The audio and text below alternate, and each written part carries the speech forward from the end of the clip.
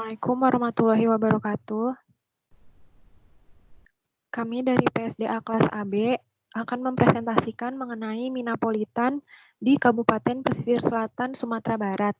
Dan anggota dari kelompok kami yaitu ada Afifah Melani Dinata, Amanda Kurota Aini, Ananda Putri, Azara Ayu, Kairunisa, Dewi Anggraini, Diana Selvilia Hamid, Hana Oktavia, Ikalina, Layalia Nugrahani, Andini Vea, Pijar Era, Rahimah, dan Yonita Aprilia Putri.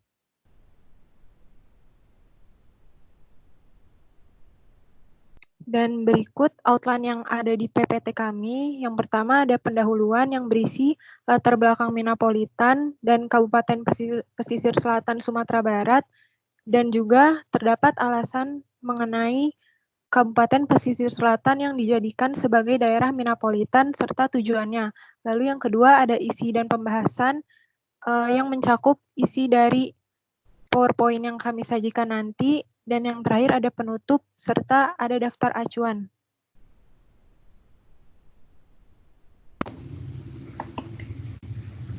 Yang pertama ada pendahuluan. Saya akan menjelaskan tentang definisi Minapolitan. Berdasarkan Kamera, Cak. Ya, ada suaranya. Berdasarkan asal katanya, Minapolitan terdiri dari kata mina dan kata politan atau polis. Mina berarti perikanan dan politan berarti kota. Sehingga Minapolitan dapat diartikan sebagai kota perikanan atau kota daerah lahan perikanan atau perikanan di daerah kota. Secara definisi, Minapolitan adalah konsep pembangunan kelautan dan perikanan berbasis manajemen ekonomi kawasan dengan motor penggerak sektor kelautan dan perikanan dalam rangka meningkatkan pendapatan rakyat. Sesuai Peraturan Menteri Nomor 12 Tahun 2010 tentang Minapolitan, Minapolitan didefinisikan sebagai konsepsi pembangunan ekonomi kelautan dan perikanan berbasis kawasan berdasarkan prinsip-prinsip terintegrasi, efisiensi, berkualitas, dan percepatan. Selanjutnya, latar belakang kawasan Minapolitan. Berawal dari kesenjangan antara kawasan perkotaan dan perdesaan. Kesenjangan antara kawasan perkotaan dan perdesaan menghasilkan kemiskinan di pedesaan dan proses urbanisasi yang tidak terkendali, sehingga semakin mendesak produktivitas lahan. Berdasarkan hal tersebut, dicanangkanlah suatu program nasional yang sasaran pokok pembangunannya yaitu menurunkan jumlah penduduk miskin, terciptanya lapangan kerja yang mampu mengurangi pengangguran dengan didukung oleh stabilitas ekonomi yang tetap terjaga, serta berkurangnya kesenjangan antar wilayah. Salah satu konsep pengembangan pedesaan adalah pembangunan dengan konsep kawasan. Konsep kawasan ini diharapkan mampu meningkatkan perekonomian masyarakat di sekitar kawasan. Selanjutnya, kawasan Minapolitan. Kawasan Minapolitan adalah suatu bagian wilayah yang mempunyai fungsi utama ekonomi yang terdiri dari sentra produksi, pengolahan, pemasaran komoditas perikanan, pelayanan jasa, dan atau kegiatan pendukung lainnya. Menurut Undang-Undang Penataan Ruang Nomor 26 Tahun 2007, kawasan Minapolitan merupakan turunan dari kawasan agropolitan, yaitu kawasan yang terdiri atas satu lebih pusat kegiatan pada wilayah pedesaan sebagai sistem produksi perikanan dan pengolahan sumber daya alam tertentu, yang ditunjukkan oleh adanya keterkaitan fungsional dan hierarki keruangan satuan sistem pemukiman dan sistem mina bisnis. Sama halnya dengan agropolitan, konsep Minapolitan juga dicetuskan oleh Friedman dan Dulgas tahun 1985 sebagai aktivitas pembangunan yang terkonsentrasi di wilayah pedesaan yang berpenduduk antara 50.000 sampai 150.000 jiwa. Selanjutnya, berikut ini merupakan peraturan yang mengatur tentang kawasan Minapolitan.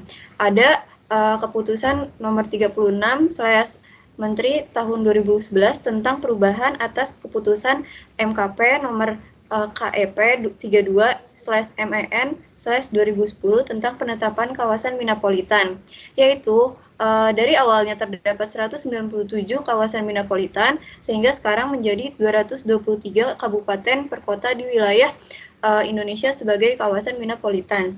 Kawasan yang diprioritaskan akan dibagi dalam jangka waktu 2010 sampai 2014 dengan Minapolitan berbasis perikanan budidaya dan perikanan tangkap. Pada tahun 2011 ditetapkan 9 kawasan Minapolitan berbasis perikanan tangkap dan 24 kawasan Minapolitan berbasis perikanan budidaya.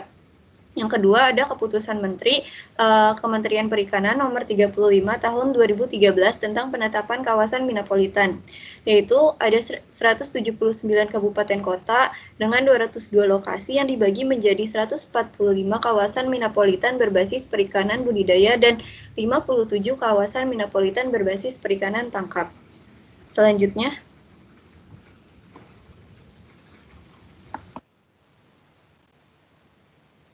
Ya, selanjutnya adalah karakteristik kawasan Minapolitan yang mempunyai tiga jenis karakteristik. Yang pertama, mempunyai sarana dan prasarana sebagai pendukung aktivitas ekonomi. Yang kedua, menampung dan memperkerjakan sumber daya manusia di dalam kawasan dan daerah sekitarnya. Yang ketiga, mempunyai dampak positif terhadap perekonomian di daerah sekitarnya. Selanjutnya, berikut adalah syarat kawasan Minapolitan yang diatur pada Peraturan Menteri Kelautan dan Perikanan Republik Indonesia nomor 12 tahun 2010. Yang pertama, kawasan Minapolitan sesuai dengan rencana yang sudah ditetapkan oleh pemerintah. Yang pertama, rencana strategis, rencana tata ruang wilayah di tingkat RT/RW. Lalu yang kedua, rencana zonasi pengelolaan wilayah pesisir dan pulau-pulau kecil di tingkat kabupaten atau kota.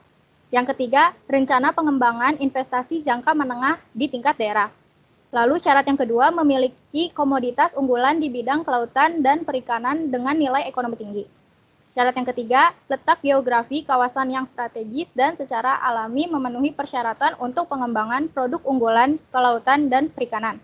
Selanjutnya, syarat yang keempat adalah kawasan Minapolitan terdapat unit produksi, pengolahan, dan atau pemasaran dan jaringan usaha yang aktif berproduksi, mengolah, dan atau memasarkan yang terkonsentrasi di suatu lokasi dan mempunyai mata rantai produksi, pengolahan, dan atau pemasaran yang saling terkait. Syarat yang kelima, tersedianya fasilitas pendukung berupa aksesibilitas terhadap pasar, permodalan, sarana dan prasarana produksi, pengolahan, dan atau pemasaran, keberadaan lembaga-lembaga usaha, dan fasilitas penyuluhan dan pelatihan. Selanjutnya, syarat yang keenam, layak lingkungan berdasarkan daya dukung dan daya tampung, potensi dampak negatif, dan kerusakan. Syarat yang ketujuh, kawasan Minapolitan memiliki komitmen daerah. Syarat yang ke-8, dinaungi kelembagaan pemerintah daerah di bidang kelautan dan perikanan. Syarat yang terakhir adalah ketersediaan data dan informasi tentang kondisi dan potensi kawasan. Selanjutnya, saya akan menjelaskan tentang kondisi geografis Kabupaten Pesisir Selatan. Pada gambar, dapat dilihat bahwa Kabupaten Pesisir Selatan ditandai dengan warna biru yang lebih tua. Oleh sebab itu, dapat diketahui bahwa Kabupaten Pesisir Selatan terdapat pada bagian selatan atau bagian bawah dari Provinsi Sumatera Barat. Lalu, luas wilayah daratan dari Kabupaten Pesisir Selatan yaitu sekitar 5.749,89 km persegi atau sekitar 13,70% dari luas Provinsi Sumatera Barat. Lalu, luas wilayah perairan Kabupaten Pesisir Selatan yaitu 84.312 km persegi dengan garis pantai sepanjang kurang lebih 234 km. Tidak hanya itu, Kabupaten Pesisir Selatan juga memiliki 47 pulau kecil dengan luas 1.212,67 km persegi. Selanjutnya, selain itu, Kabupaten Pesisir Selatan juga memiliki beberapa perbatasan. Pada bagian utara atau bagian atas, berbatasan dengan Kota Padang. Kemudian pada bagian selatan atau bagian bawah, berbatasan dengan Provinsi Bengkulu. Lalu untuk bagian timur berbatasan dengan Kabupaten Solok, Solok Selatan, dan Provinsi Jambi. Sedangkan untuk bagian barat berbatasan langsung dengan Samudra Hindia. Nah, kondisi geografi tersebutlah yang menyebabkan Kabupaten Pesisir Selatan memiliki potensi pembudidayaan perikanan yang besar. Selanjutnya,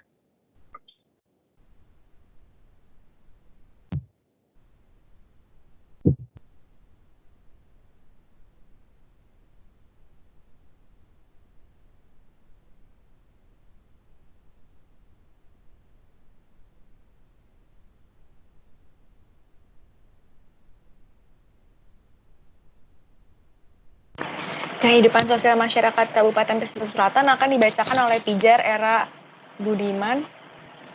Pijar, dipersilahkan. Kemudian saya akan melanjutkan tentang kehidupan sosial masyarakat Kabupaten Pesisir Selatan. Masyarakat Kabupaten Pesisir Selatan tergolong ke dalam masyarakat maritim. Masyarakat maritim yang berada di wilayah pesisir pantai melakukan segala aktivitas kehidupannya di wilayah perairan atau laut yang terbentang luas di hadapan wilayah pesisir pantai tempat tinggalnya. Salah satu mata pencaharian utama masyarakat Kabupaten Pesisir Selatan adalah sebagai nelayan, meliputi kegiatan menangkap ikan, membuat perahu, memperbaiki perahu, dan membuat jaring, serta menjual hasil tangkapan ikan.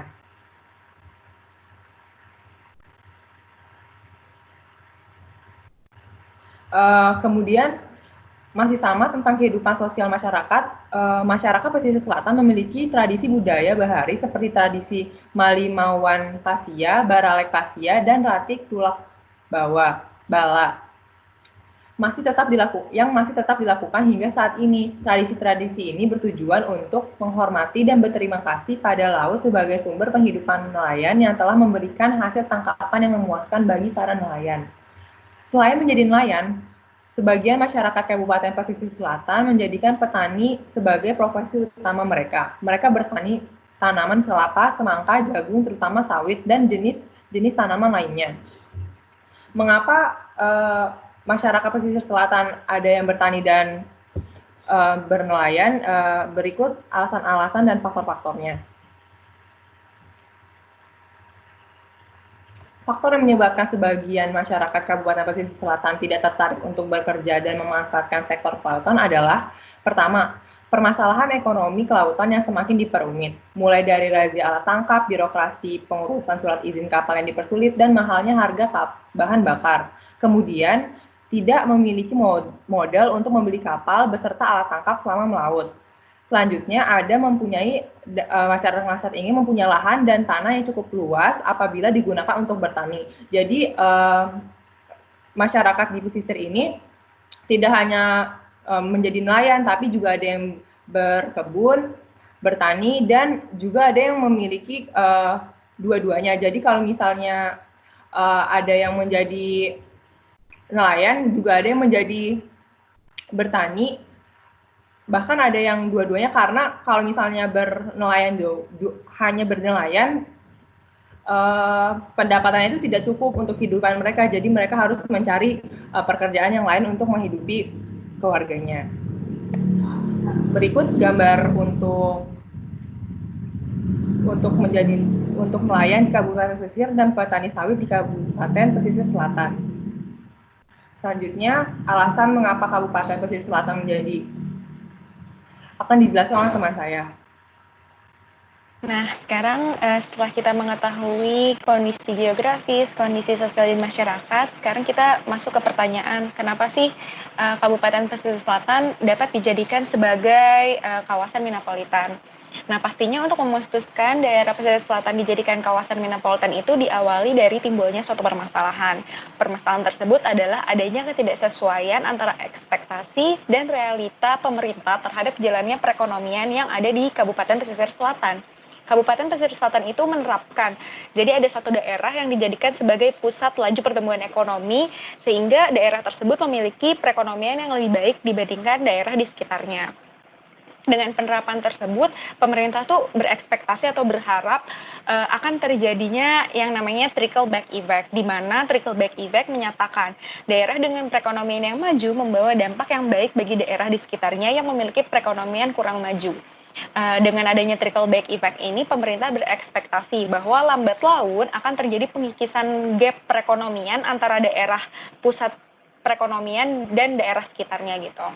Namun realitanya yang terjadi malah backwash effect, di mana backwash effect menyatakan daerah dengan perekonomian maju akan semakin maju dan daerah dengan perekonomian yang kurang maju akan semakin tertinggal.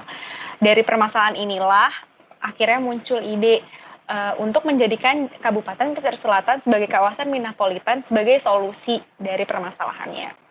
Next, nah setelah kita menelaah beberapa aspek setelah kita tahu solusinya, kita juga harus menelaah dari beberapa aspek yang ada di Kabupaten Pesisir Selatan. Apakah aspek-aspek tersebut sesuai dengan kriteria kawasan metropolitan. Nah, secara geografis, Kabupaten Pesisir Selatan merupakan kabupaten terluas di Sumatera Barat dan dikelilingi garis pantai.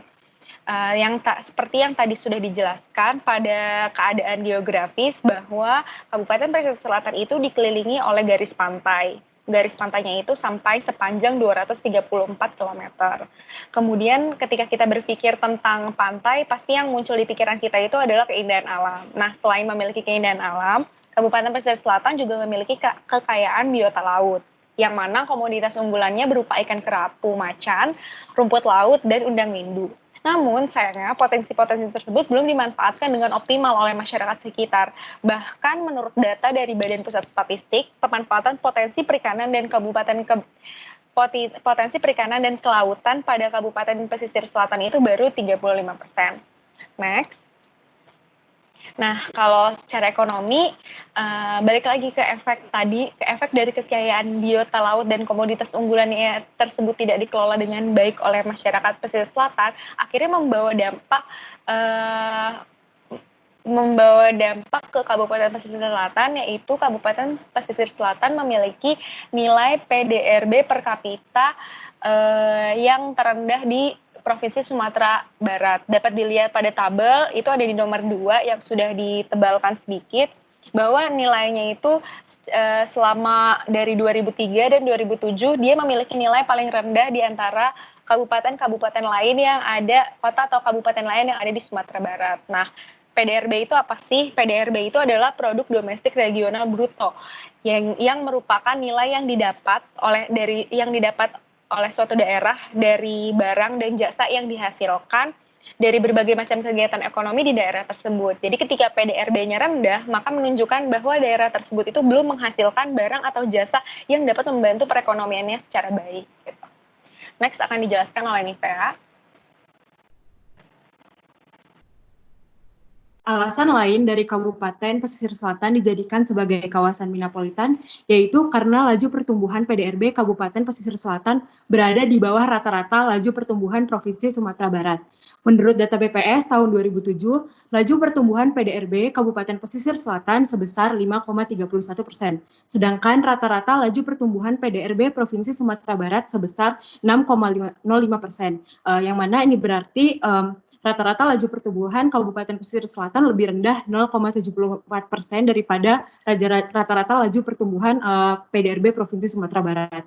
Lalu laju pertumbuhan PDRB Kabupaten Pesisir Selatan merupakan 3 terendah dibandingkan kabupaten atau kota di Sumatera Barat lainnya, dan terendah untuk kabupaten atau kota yang bukan berasal dari pemekaran daerah.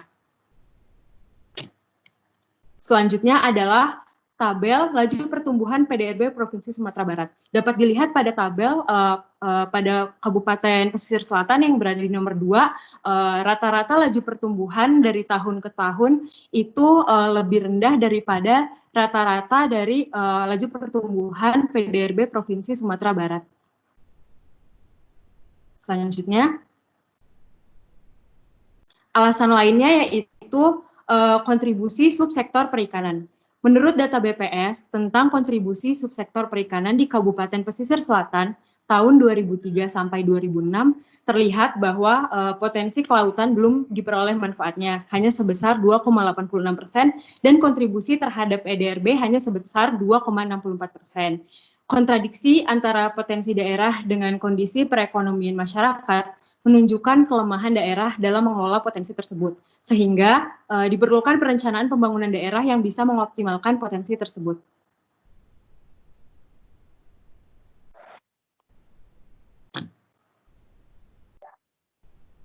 Selanjutnya, saya akan menyebutkan tujuan-tujuan dari program Minapolitan yang berhubungan dengan ekonomi. Tujuan yang pertama yaitu untuk meningkatkan produksi, produktivitas, dan kualitas produk perikanan. Yang kedua, untuk meningkatkan pendapatan nelayan, pembudidaya, dan pengolah ikan yang adil dan merata. Serta untuk mengembangkan kawasan Minapolitan sebagai pusat pertumbuhan ekonomi di daerah dan sentra-sentra produksi perikanan sebagai penggerak perekonomian rakyat. Selanjutnya, Selanjutnya adalah bagian isi dan pembahasan dari kelompok kami. Next. Keuntungan yang diperoleh dari adanya Minapolitan di Kabupaten Pesisir Selatan ini adalah yang pertama, adanya kemudahan untuk mendapatkan modal usaha budidaya. Kemudahan terhadap akses modal usaha budidaya ini diperoleh dari perbankan maupun para investor yang melihat bahwa kawasan Minapolitan ini merupakan potensial industri yang seharusnya bisa menghasilkan profit. Kemudian yang kedua adalah terjadinya inisiasi perbaikan dan pengembangan sarana dan prasarana fisik yang diperlukan. Yang ketiga adalah pemasaran hasil produksi kawasan Minapolitan di Kabupaten Pesisir Selatan dapat dilakukan lebih masif. Dengan adanya pemasaran yang lebih masif, maka masyarakat di sekitar ataupun masyarakat di luar kawasan tersebut akan mendapatkan produk dari produksi kawasan Minapolitan khususnya berupa perikanan. Selanjutnya, untuk dampak positifnya terhadap sektor lain, pertama, itu akan terjadi peningkatan lapangan pekerjaan yang baru. Dengan adanya peningkatan lapangan pekerjaan yang baru, maka pendapatan masyarakat di sekitar kawasan Minapolitan juga akan bertambah. Dan dengan adanya peningkatan pendapatan masyarakat, maka perekonomian di kawasan tersebut akan juga meningkat. Yang kedua adalah terjadinya perkembangan di sektor infrastruktur. Perkembangan sektor infrastruktur ini akan menstimulasi sektor-sektor lain untuk berkembang. Yang ketiga adalah terjadinya keseimbangan ekonomi karena supply dan demand dari kawasan Minapolitan ini akan lebih terjaga. Next. Selanjutnya mengenai kerugian Minapolitan di Kabupaten Pesisir Selatan. Sebenarnya tidak ada kerugian langsung yang ditimbulkan dari program Minapolitan yang dijalankan, karena pasti pemerintah daerah juga sudah mempertimbangkan baik buruknya suatu program, termasuk program Minapolitan ini. Mereka juga tidak akan menjalankan suatu program jika akan menimbulkan kerugian bagi masyarakat sekitar. Nah, kerugian sebenarnya dapat saja dirasakan secara tidak langsung jika program mengalami suatu kegagalan. Misalnya, ada masyarakat daerah setempat yang tidak berkomitmen sepenuhnya dalam menjalankan program sehingga kedepannya dapat menghambat program tersebut. Nah, selain itu dapat pula terjadi kegagalan misalnya dalam budidaya ikan ataupun komoditas laut lainnya yang nantinya akan berdampak pada pendapatan yang didapatkan masyarakat. Selanjutnya, ada dampak negatif ke sektor lain. Nah, dampak negatif yang timbul yaitu menjadikan suatu daerah tertentu menjadi semakin maju, namun daerah lainnya yang tertinggal dapat saja semakin tertinggal. Kenapa? Misalnya, suatu daerah pesisir telah ditetapkan untuk menjalankan program Minapolitan oleh pemerintah daerah, sehingga hal-hal tersebut dapat meningkatkan kesejahteraan masyarakat setempat.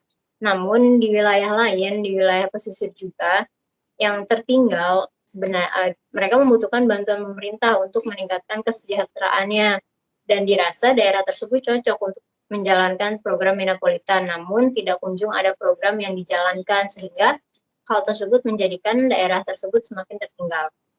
Selanjutnya akan dijelaskan oleh teman saya.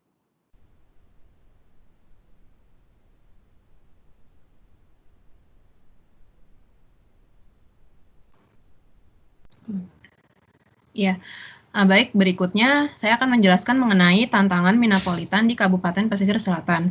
Jadi, tantangannya ini, Kabupaten Pesisir Selatan ini sangat luas, serta perairannya juga yang sangat luas. Selain itu, lemahnya informasi, akses pasar komoditi sektor kelautan dan perikanan, serta kurangnya permodalan menyebabkan usaha budidaya perikanan ini masih belum dapat berkembang optimal.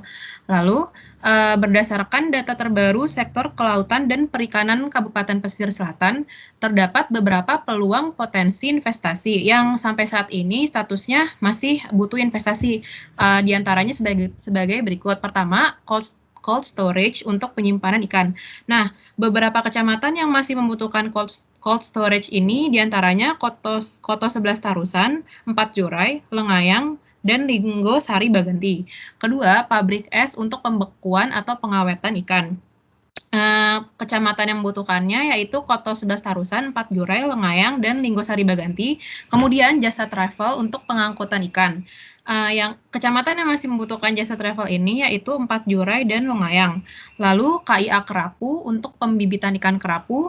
Kecamatan yang masih membutuhkan ini yaitu Mandeh Koto 11 Tarusan dan Empat Jurai, dan Sungai Nyalo serta dan kemudian hatchery untuk tempat memproduksi benih ikan.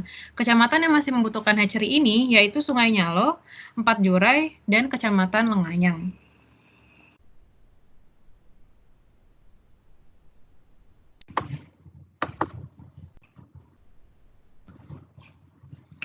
Selanjutnya saya akan menjelaskan analisis kesesuaian lahan atau analisis spasial. Jadi, analisis spasial ini dilakukan pada lokasi kegiatan riset pengembangan kawasan Minapolitan pada 12 kecamatan yang berada di Kabupaten Pesisir Selatan, Sumatera Barat. Dan untuk menentukan mana saja yang menjadi kawasan Minapolitan ini didapatkan dari data sekunder dan data primer yang didapatkan juga dari hasil wawancara dan kuesioner dengan pemerintah daerah setempat. Next.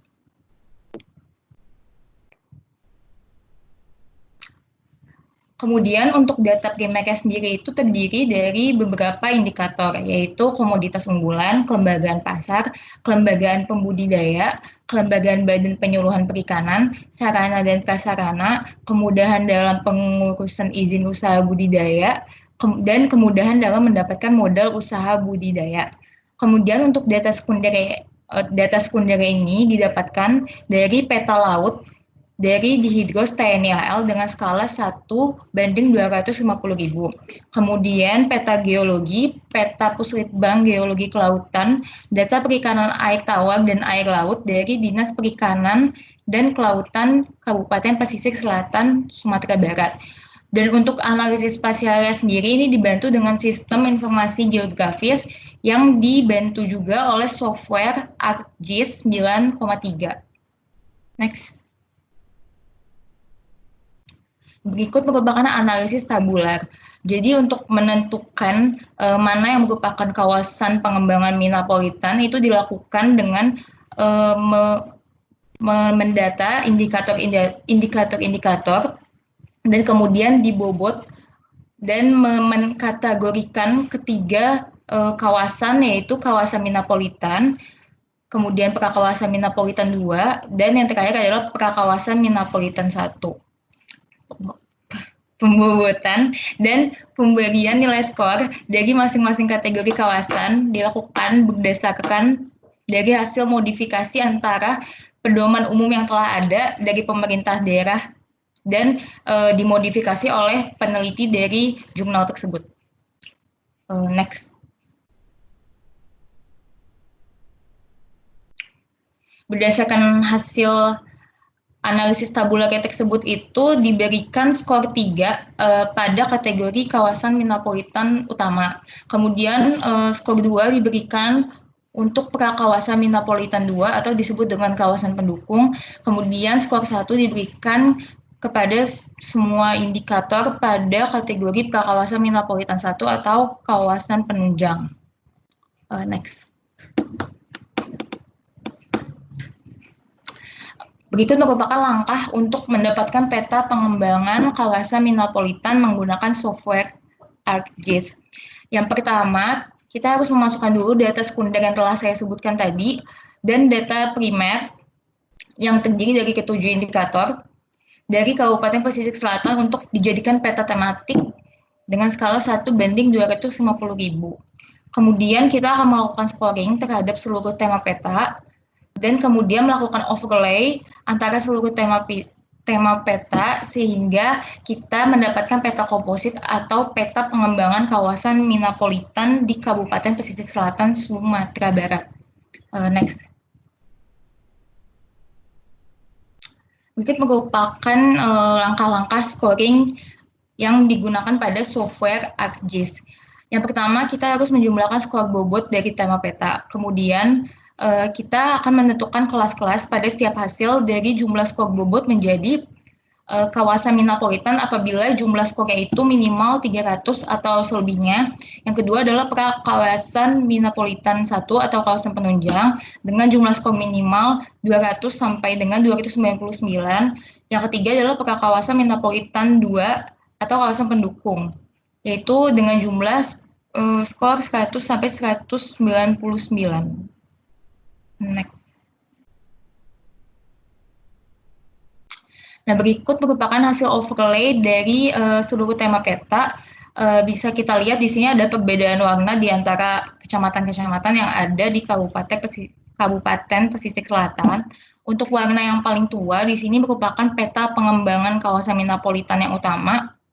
Kemudian untuk warna yang sedikit lebih muda itu merupakan kawasan metropolitan 1. Yang kedua. Kemudian untuk yang lebih terang lagi itu merupakan kawasan metropolitan 1. Dan di sini terdapat daerah yang berwarna putih yang menunjukkan daerah tersebut tidak masuk terhadap kawasan ketiganya. Next. Berikut merupakan peta pengembangan kawasan metropolitan yang utama di Kabupaten Pesisir Selatan Sumatera Barat. Next. Berdasarkan hasil analisis spasial dan tabular tadi, kita berhasil mendapatkan kawasan metropolitan utama, prakawasan metropolitan 2, dan prakawasan metropolitan 1. Untuk kawasan metropolitan utamanya sendiri itu hanya terdapat pada Kecamatan Koto 11 Tarusan. Kemudian untuk prakawasan metropolitan 2 atau kawasan pendukung itu berada pada Kecamatan Bayang dan Kecamatan Empat Jurai. Kemudian untuk prakawasan metropolitan 1 atau kawasan penunjang itu berada di Kecamatan Batang Kapas, Sutra, Lengayang, Ranah Pesisir, Linggosari Baganti, Pancung Soal, Basa 4 Balai Tapan, dan yang terakhir berada pada Kecamatan Lanang Silaut. Selanjutnya akan dijelaskan oleh rekan saya. Selanjutnya mengenai strategi prioritas pengembangan kawasan metropolitan. Penentuan strategi prioritas berdasarkan analisis AHP atau analitikal hierarki menghasilkan 10 strategi dengan skala prioritas pengembangan kawasan metropolitan di Kabupaten Pesisir Selatan. Provinsi Sumatera Barat dengan 3 prioritas utama, yaitu 1. Kemudahan dalam mendapatkan modal usaha, 2. Sarana dan prasarana, 3. Kelembagaan pasar. Ketiga strategi tersebut merupakan kesatuan yang saling mendukung dan melengkapi satu sama lain. Tentunya apabila dari salah satu strategi tersebut tidak berjalan dengan baik, maka akan mempengaruhi satu dengan yang lainnya. Di mana ketiga nilai strategi tersebut memiliki nilai kepentingan. Yang pertama 0,524 untuk kemudahan dalam mendapatkan modal usaha budidaya, kemudian 0,508 untuk strategi sarana dan prasarana, ketiga 0,436 untuk kelembagaan pasar. Next.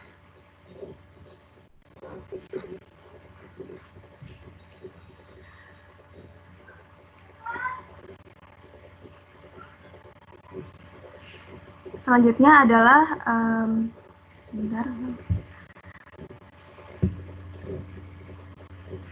tabel yang berisi dari 10 strategi mengenai skala prioritas, di mana masing-masing 10 strategi tersebut memiliki nilai kepentingan yang berbeda dan skala prioritas yang berbeda. Dari 10 strategi tersebut dapat dilihat bahwa ketiga strategi paling di atas yang diambil untuk diaplikasikan dalam pengembangan kawasan metropolitan di kawasan Kabupaten Pesisir Selatan, Provinsi Sumatera Barat.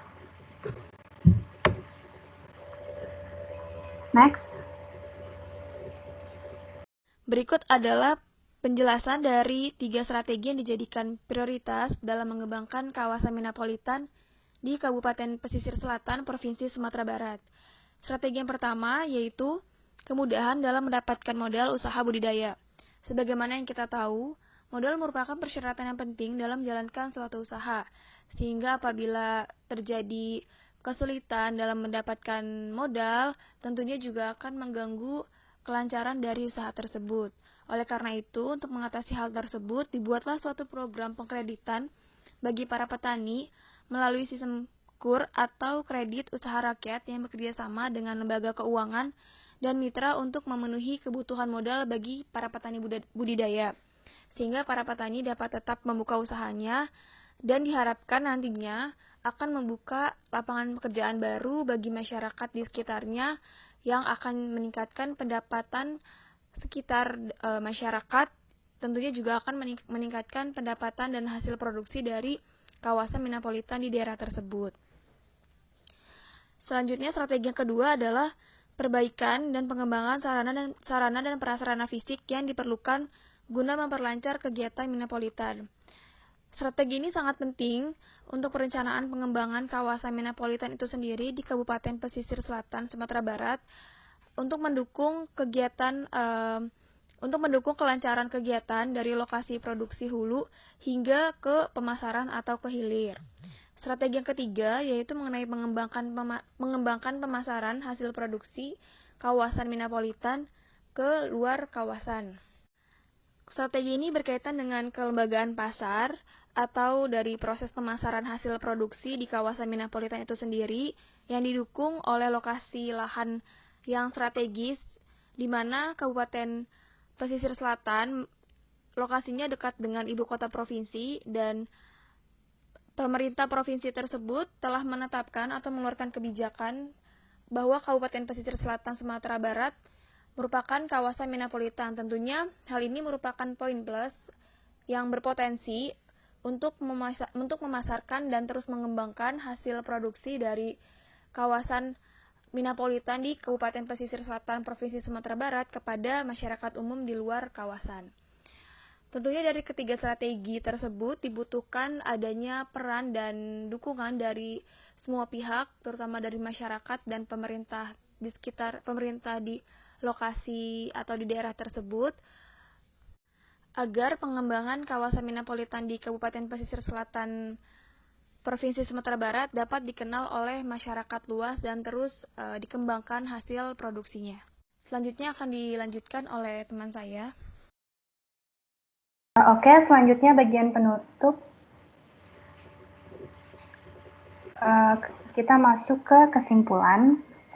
Yang pertama, pembangunan Minapolitan pada dasarnya dapat meningkatkan produksi, produktivitas, serta kualitas produk perikanan. Jika program ini berlangsung secara optimal, kemudian sumber daya wilayah tersebut dimanfaatkan secara tepat, serta peluang investasi dan kebutuhan wilayah tersebut untuk menjalankan program Minapolitan ini terpenuhi. Yang kedua, kawasan Minapolitan mampu meningkatkan pendapatan nelayan, pembudidaya, dan pengolah ikan secara adil dan merata di wilayah tersebut. Yang ketiga, pengembangan kawasan Minapolitan sebagai pusat pertumbuhan ekonomi di daerah dan sentra-sentra produksi perikanan dapat menjadi penggerak perekonomian rakyat jika kebijakan atau program ini dapat berjalan secara optimal.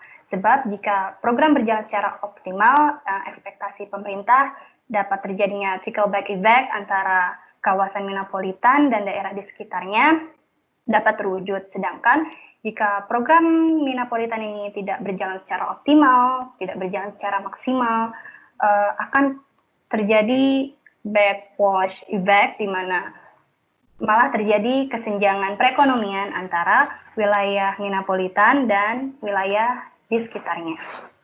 Baik, sekian bagian kesimpulan akan saya kembalikan kepada teman saya, Azahra. Ya, berikut daftar acuan yang kami gunakan dalam menyusun PowerPoint kami. Dan setelah ini, presentasi kami akhiri. Kurang lebihnya mohon maaf. Wassalamualaikum warahmatullahi wabarakatuh.